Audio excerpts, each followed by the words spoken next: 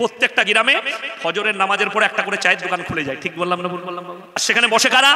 ফজরের নামাজের পরে মুসল্লিরা, সব ফাঁস কাতারের মালকটা বসে, তসবিহ হাতে আছে, আর ওইখানে বসে ইমাম থেকে শুরু করে মুয়াজ্জিন থেকে শুরু করে গোটা দেশের লোকের গীবত ওরা করে।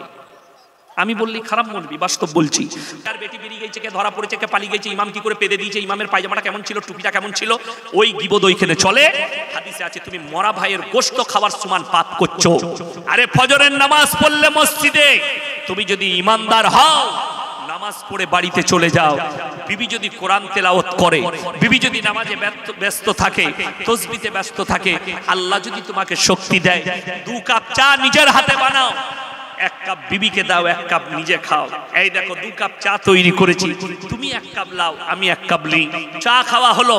তুমি সংসারের কাজ করো, আমি একবার বাজার থেকে কি কি আনবো বলো, এটা নিয়ে এসো। আমি একবার দোকানে যাচ্ছি, আজকে ব্যবসায় বসতে হবে, এই মালগুলো আজকে আসবে, আমাকে গুনতে হবে। বেরুবে যখন, বিবির কপালে একটা চুম্বন দিয়ে বেরুবে, আর বিবিকে বলবে আজকে এই তরকারি করবে, কপালে চুমু দিয়ে বেরিয়ে যাও। বিবি যতক্ষণ রান্না করবে দোয়া করবে, আল্লাহ আমার স্বামীর ব্যবসায় বরকত দাও। আর তোমার জন্য তোমার রান্না যখন করবে আর মনে মনে ভাববে আমার স্বামী আমাকে কত ভালোবাসে। সকালবেলায় নবীজি সাল্লাল্লাহু আলাইহি সাল্লাম যখন সফরে বের হতেন, বিবিদের কপালে চুম্বন দিতেন। জোরে বলুন সুবহানাল্লাহ। আর আমরা যখন বাড়ি থেকে বের হয়, তখন আপনি বাজারে যাচ্ছেন, ব্যবসায়ী যাচ্ছেন, বউকে বলছেন এই আজকে মাংস রান্না করিস তো, বলে বেরিয়ে গেল। ঠিক বললাম না ভুল বললাম? কোনো মহব্বত নাই, ভালোবাসা নাই। আরে কপালে একটা চুম্বন দাও, সবারই সামনে নয়, ঘরের ভেতরে, আবার আমি মার খাবো। হ্যাঁ, শেষকালে আমি ফেরে পড়ে যাব। আমার মুসলমান ভাই, আপনাদেরকে অনুরোধ করছি, নামাজ সবাই 5 ওয়াক্তের পড়বেন। জোরে বলুন ইনশাআল্লাহ। 5 ওয়াক্তের নামাজ কেউ ছাড়বেন না। এরপর একটু আগে চলুন আমার মুসলমান ভাইরা। ওয়াল্লাযীনা ইউমিনুনা বিমা ওয়া মিম্মা রাযাকনাহুম ইউনফিকুন, এবং আমি আল্লাহ যে রিজক দান করেছি সেখান থেকে তারা যেন ব্যয় করে। আল্লাহ যে রিজক দিয়েছে সেখান থেকে তোমরা ব্যয় করো। আল্লাহ যে রিজক আপনাকে আল্লাহ দিয়েছে, কিছু বলছেন কি হয়েছে? আল্লাহ যে রিজক দিয়েছে সেখান থেকে ব্যয় করবেন, দান করুন, নিজের চালান, হালাল মাল খাবেন সবাই। জোরে বলুন ইনশাআল্লাহ। যাদের বিশ্বাস নাই তাদেরকে বলি, সকলে বলুন রুজির মালিক কে? আরো জোরে বলুন কে? রুজির মালিক আল্লাহ। পয়সা থাকলে ভালো মন্দ খায়, এটা হতে পারে না। আপনারা কে কি খেয়ে এসে বসেছেন জানি না, কিন্তু আমাদের দস্তরখানে কি কি ছিল এটা আমি বলবো। কি বললেন? আমরা মৌলবীরা সব ছিলাম, কি কি নাস্তা দিয়েছে বাবুরা ওটা বলবো না। সব থেকে বেতন কম আমাদের সমাজে কার? মৌলবীদের। সব থেকে ভালো খাবার কার? মৌলবীদের। কেন? হাদিস খুলেন। আমার নবী বিশ্ব নবী বললেন, যারা আল্লাহর রাস্তায় থাকবে, দিনের পথে থাকবে, আল্লাহ মৃত্যুকাল পর্যন্ত তাদেরকে ইজ্জতের রুজি দান করবে। সুবহানাল্লাহ।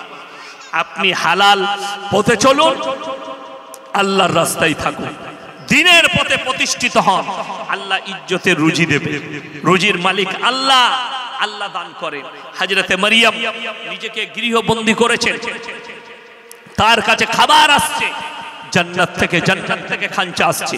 হযরতে জাকারিয়া বলছেন, ক্বালা ইয়া মারইয়াম আন্না লাকি হাদা, ওগো মারইয়াম এই ভালো মন্দ খাবার দাবার তোমার কাছে কোথা থেকে আসছে?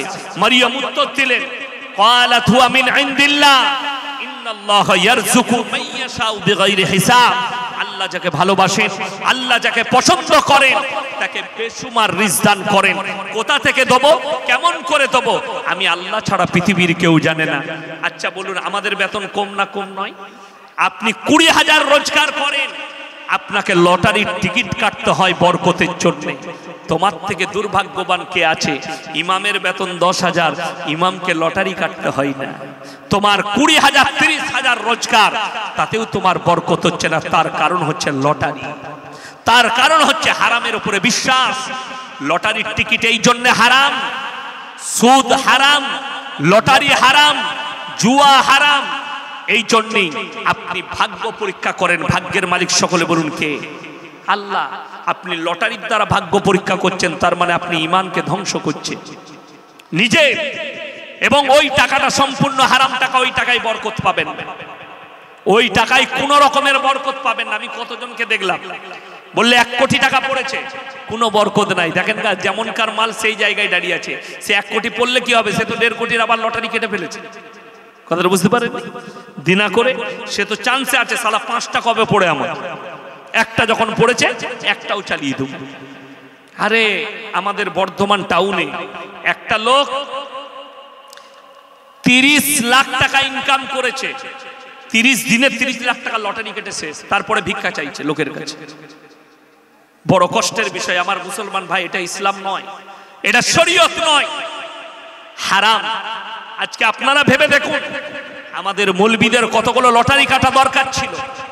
আমাদের তো, আমার মাদ্রাসায় আমার বেতন 10,000, আপনার মসজিদের ইমামদের বেতন দেখে নেন কত করে। আল্লাহর কসম করে বলছি, রুজি আল্লাহ মাপেন। পয়সা থাকলে রুজি পাওয়া যায় না, টাকা থাকলে কখনো খাবার আসে না। খাবারের জন্য শুনে নেন, আল্লাহর কাছে দোয়া করবেন, একটা দোয়া সবাই করবেন, জোরে বলুন ইনশাআল্লাহ। কিসের দোয়া? আল্লাহ তুমি মৃত্যুকাল পর্যন্ত ইজ্জতের রুজি দান করো, এই দোয়া সবাই করব, জোরে বলুন ইনশাআল্লাহ। আল্লাহ তুমি মৃত্যুকাল পর্যন্ত ইজ্জতের রুজি দান করো। আল্লাহর যতগুলো আযাব আছে পৃথিবীর বুকে, সব থেকে বড় আযাব হচ্ছে অভাব। সব থেকে বড় আযাব কি? অভাব। সেটা বুঝবেন কি করে বলে দিই। মায়ানমারের আং সান সুকির সৈন্যরা, আং সান সুকি সরকার, তার সেনারা যখন মুসলিমদের উপরে গণহত্যা চালিয়েছে, হাজার হাজার রোহিঙ্গা ভাইরা বাংলাদেশে আশ্রয় নিয়েছে। তারা শিবিরে আশ্রয় নিয়েছে, আশ্রয় শিবিরে। সেখানে পেটের জন্য খবর পাওয়া গেছে বাংলাদেশ থেকে, পেটের জন্য, নিজের পেটের দায়ে তারা নিজেদের শরীর পর্যন্ত বিক্রি করেছে। বলুন নাউজুবিল্লাহ। পেটের অভাব এত ডেঞ্জার। ওই জন্য আল্লাহর কাছে দোয়া করবেন, আল্লাহ তুমি হালাল রুজি মৃত্যুকাল পর্যন্ত দান করো, এই দোয়া করবেন। আমরা মৌলবীরা শুনেলেন 3000 বেতন দেন, সেই মৌলবীকে লটারি কাটতে হয় না। সেই মৌলবীর বউকে রাস্তায় বেরিয়ে 5000 টাকার মৌলবীর বউকে রাস্তায় বেরিয়ে তাকে বন্ধন লোন আর গ্রুপ লোন করতে হয় না। তুমি 20,000 রোজগার করো, তোমার বউকে রাস্তায় বেরিয়ে গ্রুপ লোন করতে হচ্ছে। আর তুমি নামাজ পড়ে নিজেকে মুমিন বলে পরিচয় দাও, নিজেকে মুসলমান বলে পরিচয় দাও। আমার ভাই, আমি ডেমো দেখিয়ে যাচ্ছি, বড় কষ্ট হবে। এখানে আপনারা বসে আছেন, আমরা যতগুলো সভাপতি থেকে শুরু করে যতগুলো আলেম উলামা স্টেজে উপবিষ্ট আছে, আমি থেকে শুরু করে সবাই, আমাদের কেউ পেট দেখতে পাচ্ছেন? কথা বলবেন ইয়েস এন্ড নো। দেখতে পাননি? আমার শরীরের কোনো অংশ দেখতে পাচ্ছেন? হাত ছাড়া দেখতে পাননি? পুরোটাই জামাই ঢাকা, লুঙ্গি পর্যন্ত। রাগ করবেন না। সকাল বেলায় সালার বাজারে যাবেন বউকে নিয়ে, আপনার শরীরে ফুল হাত শার্ট, ফুল প্যান্ট পরেছেন, আপনার শরীরের অংশ দেখা যায় না। পেছনে বউকে বসিয়েছেন শাড়ি পরিয়ে, বইয়ের প্যাটও বেরিয়ে আছে আর পিঠটাও বেরিয়ে আছে। আমি বললে খারাপ বলবি? যাকে ঢাকা দরকার ছিল তাকে তুমি খুলে দিলে, আর জোরের সময় নামাজ পড়ে এসে বলবে আমি মুমিন। কোথা থেকে এই আদর্শ পেলে? মায়েরা শোনো, কোরআন হচ্ছে ওয়াদরিব খুমুরিহিন আলা জুনুবিহিন। হে নারী, তুমি পর্দা নির্ধারিত করো, কোনোদিন তোমরা ধর্ষিতা হবে না, লাঞ্ছিত হবে না। আজকে আপনার ঘরে বরকত উঠে যাওয়ার কারণ, আপনার ঘরে বেহায়াইপনা চলে এসছে, বেপরদাই চলে এসছে, ইসলাম বিরোধী কাজে আপনার সমাজ ভরে গেছে।